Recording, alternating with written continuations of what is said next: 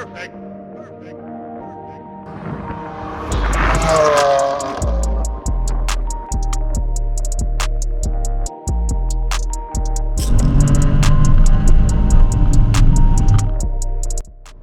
Good morning. So, as you might be able to tell by the look on my face, I'm really tired. It's about 5 in the morning right now.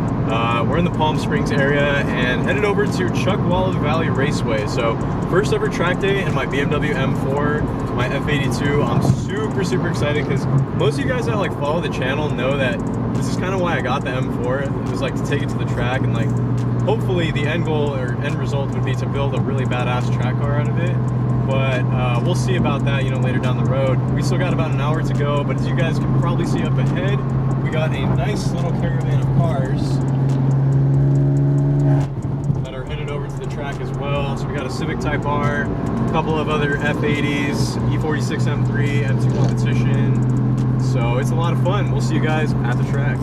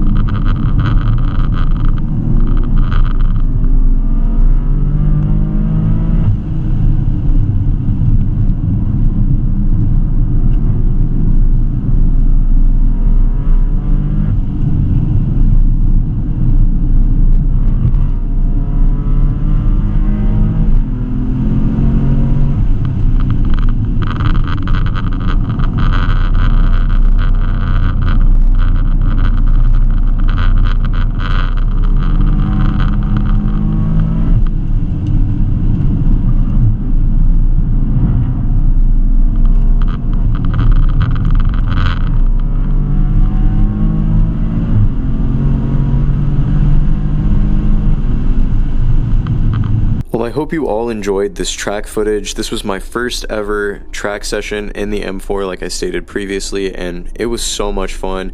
The BMW M4 is an absolute monster on the track. It's really, really fast. The temps held up really well, like oil, coolant. There was no hiccups with the car at all.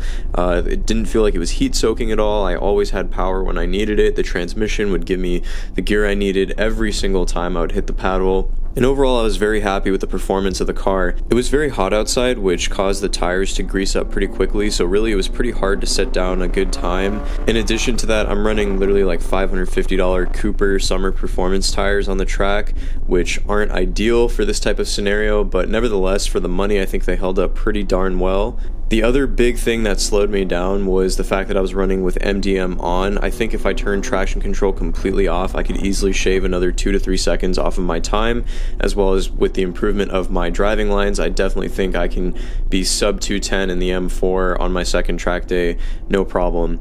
I'm just lowered on springs. I have the Volk Racing ZE40s with the RS3S tires on there, and I was running a boot mode stage 2 flash, which honestly was too much power for the car on this track specifically. I think next time around, more likely than not, I'll end up reflashing the car back to stock because it's a little bit more of a linear power band and it is less power to deal with, so you can enter and exit turns a little bit quicker, and with traction off I don't think the car will be as squirrely. If you enjoyed this video, please give me a thumbs up as well as subscribe to the channel if you have not done so already. I'd appreciate it immensely. With all that being said, I'll catch you all in the next one. Take it easy.